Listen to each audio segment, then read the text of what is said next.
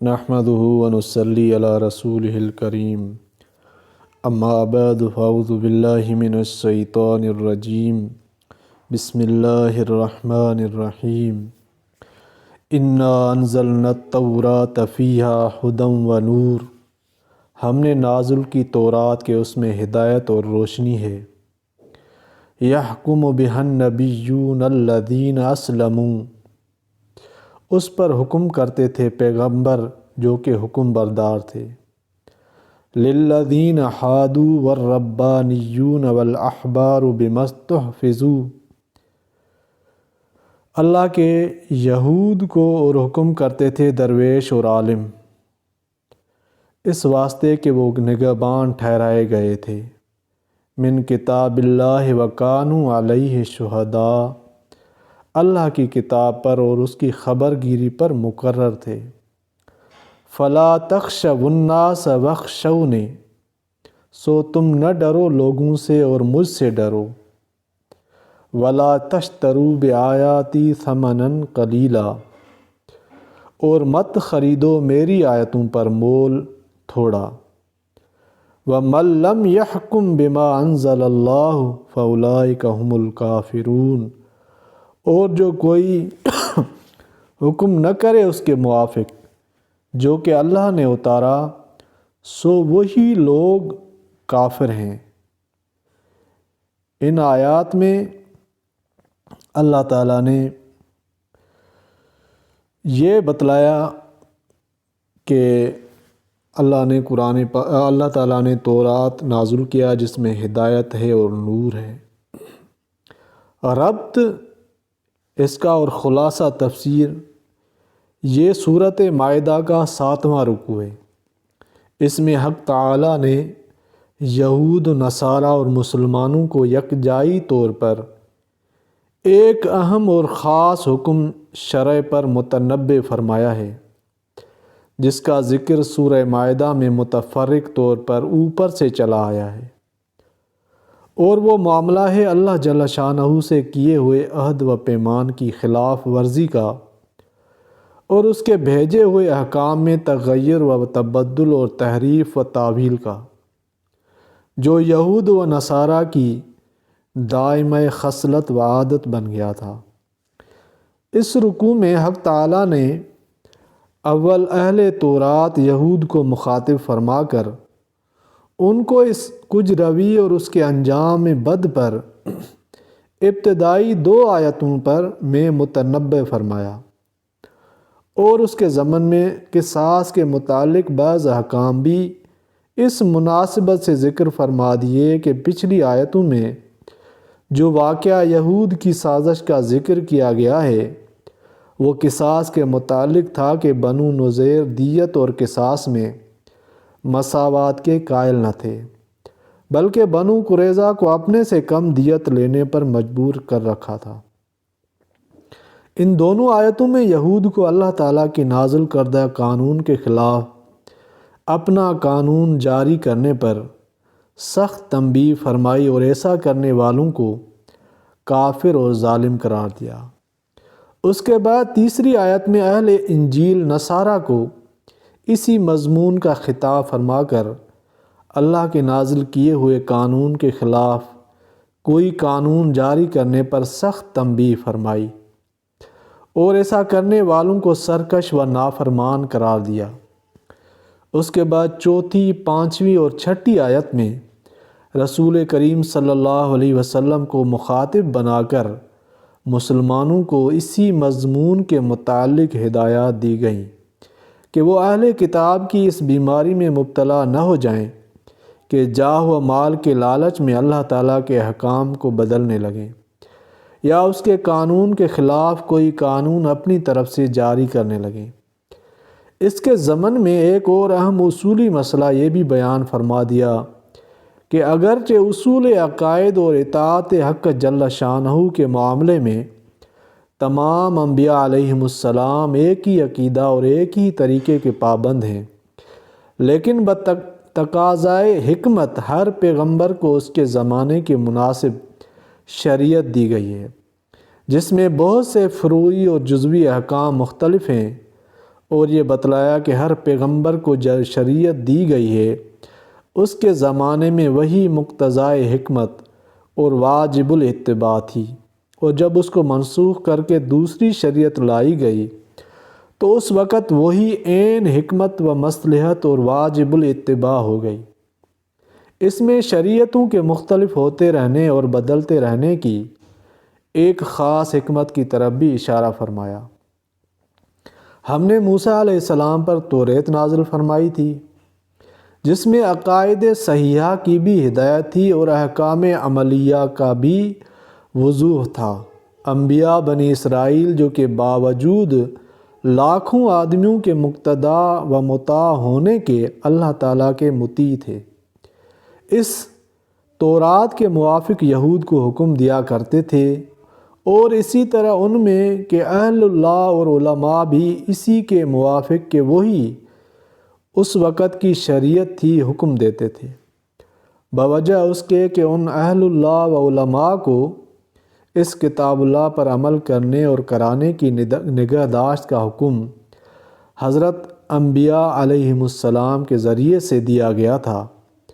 اور وہ اس کے یعنی اس پر عمل کرنے کرانے کے اقراری ہو گئے تھے، یعنی چونکہ ان کو اس کا حکم ہوا تھا اور انہوں نے اس کو حکم کو قبول کر لیا تھا، اس لیے ہمیشہ اس کے پابند رہے۔ سو اس زمانے کے رؤساء و علماء یہود جب ہمیشہ سے تمہارے سب مقتدائے توریت کو مانتے آئے ہیں، تو تم بھی تصدیق رسالت محمدیہ صلی اللہ علیہ وسلم کے باب میں، جس کو حکم توریت میں ہے، لوگوں سے یہ اندیشہ مت کرو کہ ہم تصدیق کر لیں گے تو عام لوگوں کی نظر میں ہمارے جا میں فرق آئے گا، اور صرف مجھ سے ڈرو کہ تصدیق نہ کرنے پر سزا دوں گا، اور میرے احکام کے بدلے میں دنیا کی متاع قلیل جو کہ تم کو اپنے عوام سے وصول ہوتی ہے مت لو، کہ یہی حب جاہ و حب مال تم کو باعث ہوتی ہیں تصدیق نہ کرنے پر۔ اور یہ یاد رکھو کہ جو شخص خدا تعالیٰ کے نازل کیے ہوئے کے موافق حکم نہ کرے بلکہ غیر حکم شرعی کو قصداً حکم شرعی بتلا کر اس کے موافق حکم کرے، سو ایسے لوگ بالکل کافر ہیں، جیسا یہود تم کر رہے ہو کہ عقائد میں بھی مثل عقیدہ رسالت محمدیہ صلی اللہ علیہ وسلم اور اعمال میں بھی جیسے حکم رجم وغیرہ اپنے مخترعات کو حکم الہی بتلا کر ضلال و اضلال میں مبتلا ہو رہے ہو۔ اور ہم نے ان یہود پر اس تورات میں یہ بات فرض کی تھی کہ اگر کوئی کسی کو ناحق عمدن قتل یا زخمی کرے اور صاحب حق دعویٰ کرے تو جان بدلے جان کے، اور آنکھ بدلے آنکھ کے، اور ناک بدلے ناک کے، اور کان بدلے کان کے، اور دانت بدلے دانت کے، اور اسی طرح دوسرے خاص زخموں کا بھی بدلہ ہے۔ پھر جو شخص اس قصاص یعنی بدلہ لینے کا مستحق ہو کر بھی اس قصاص کو معاف کر دے، وہ معاف کرنا اس معاف کرنے والے کے لیے اس کے گناہوں کا کفارہ یعنی گناہوں کے دور ہونے کا سبب ہو جائے گا، یعنی معاف کرنا موجب ثواب ہے۔ اور چونکہ یہود نے ان احکام کو چھوڑ رکھا تھا، اس لیے مقرر وعید سناتے ہیں کہ جو شخص خدا تعالیٰ کے نازل کیے ہوئے موافق حکم نہ کرے، جس کے معنی اوپر گزرے، سو ایسے لوگ بالکل ستم ڈھا رہے ہیں، یعنی بہت برا کام کر رہے ہیں۔ اور ہم نے ان نبیوں کے پیچھے جن کا ذکر آیت یحکم بہن نبیون میں آیا ہے، عیسیٰ بن مریم علیہ السلام کو اس حالت میں پیغمبر بنا کر بھیجا کہ وہ اپنے سے قبل کی کتاب یعنی توریت کی تصدیق فرماتے تھے، جو کہ لوازم رسالت سے ہے کہ تمام کتب الہیہ کی تصدیق کرے۔ اور ہم نے ان کو انجیل دی جس میں توریت ہی کی طرح عقائد صحیحہ کی بھی ہدایت تھی اور احکام عملیہ کا بھی وضوح تھا، اور وہ انجیل اپنے سے قبل کی کتاب یعنی توریت کی تصدیق بھی کرتی تھی کہ یہ ابھی لوازم کتاب الہی سے ہے، اور دوسرا وہ سراسر ہدایت اور نصیحت تھی۔ خدا سے ڈرنے والوں کے لیے، اور ہم نے انجیل دے کر حکم کیا تھا کہ انجیل والوں کو چاہیے کہ اللہ تعالیٰ نے جو کچھ اس میں نازل فرمایا ہے اس کے موافق حکم کیا کریں، اور اسے اس زمانے کے نصارہ سن رکھو کہ جو شخص خدا تعالیٰ کے نازل کیے ہوئے کے موافق حکم نہ کرے اور اس کے معنی اوپر گزر چکے ہیں تو ایسے لوگ بالکل بے حکمی کرنے والے ہیں۔ اور انجیل رسالت محمدیہ صلی اللہ علیہ وآلہ وسلم کی خبر دے رہی ہے تو تم اس کے خلاف کیوں چل رہے ہو؟ اور تورات وہ انجیل کے بعد ہم نے یہ کتاب مسمى بقرآن آپ صلی اللہ علیہ وسلم کے پاس بھیجی ہے،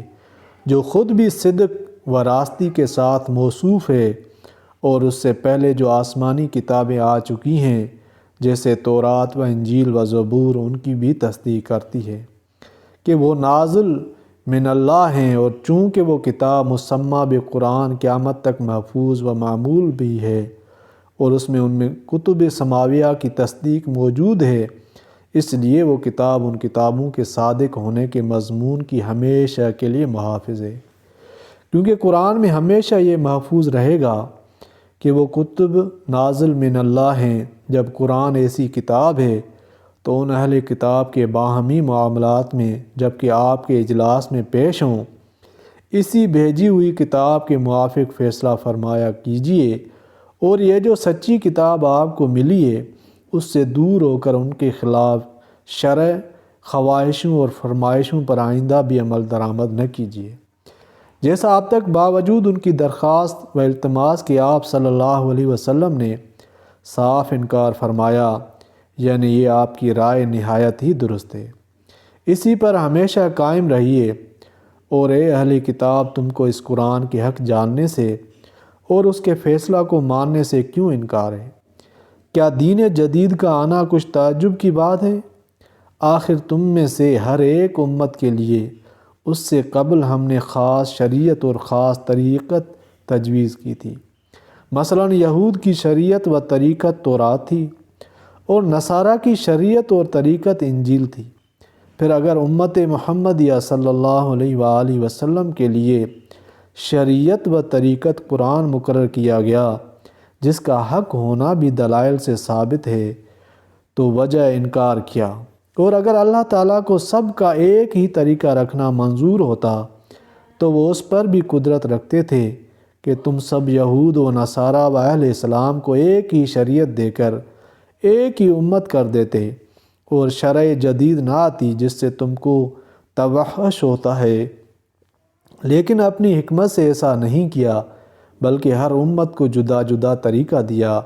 تاکہ جو دین تم کو ہر زمانے میں نیا نیا دیا ہے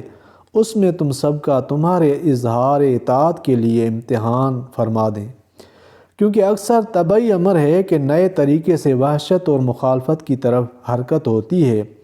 لیکن جو شخص عقل صحیح و انصاف سے کام لیتا ہے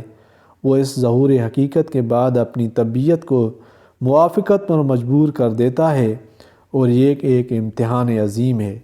پس اگر سب کی ایک ہی شریعت ہوتی تو اس شریعت کی ابتدا کے وقت جو لوگ ہوتے ان کا امتحان تو ہو جاتا، لیکن دوسرے جو ان کے مقلد اور اس طریق سے معلوف ہوتے ان کا امتحان نہ ہوتا، اور اب ہر امت کا امتحان ہو گیا، اور امتحان کی ایک صورت یہ ہوتی ہے کہ انسان کو جس چیز سے روکا جائے خواہ معمول ہو یا متروک اس پر حرص ہوتی ہے، اور یہ امتحان شرائع کے تعدد میں اقوا ہے کہ منسوخ سے روکا جاتا ہے، اور شریعت کے اتحاد میں گو معاصی سے روکتے لیکن ان میں حقیقت کا تو شبہ نہیں ہوتا، اس لیے امتحان اس درجے کا نہیں۔ ان دونوں امتحانوں کو مجموعہ ہر امت کے سلف اور خلف سب کو عام ہو گیا، جیسا کہ صورت اول کو صرف سلف سے خصوصیت ہے، پس جب شرع جدید میں یہ حکمت ہے تو تعصب کو چھوڑ کر مفید باتوں کی طرف یعنی ان عقائد و اعمال و احکام کی طرف جن پر قرآن مشتمل ہے دوڑو، یعنی قرآن پر ایمان لا کر اس پر چلو۔ ایک روز تم سب کو خدا ہی کے پاس جانا ہے، پھر وہ تم سب کو جتلا دے گا جس میں تم باوجود وضو حق کے دنیا میں خواہ مخواہ اختلاف کیا کرتے تھے۔ اس لیے اس اختلاف بیجا کو چھوڑ کر حق کو جو کہ اب منحصر ہے قرآن میں قبول کر لو۔ اور چونکہ ان اہل کتاب نے ایسی بلند پروازی کی کہ آپ سے درخواست اپنے موافق کے مقدمہ طے کر دینے کی کرتے ہیں جہاں کہ اس کا احتمال ہی نہیں، اس لیے ان کے حوصلے پست کرنے کو اور اس کو سنا کر ہمیشہ ہمیشہ ان کے ناامید کرنے کو ہم مقرر حکم دیتے ہیں کہ آپ ان اہل کتاب کے باہمی معاملات میں جبکہ آپ صلی اللہ علیہ وسلم کے اجلاس میں پیش ہو اس بھیجی ہوئی کتاب کے موافق فیصلہ فرما دیجیے،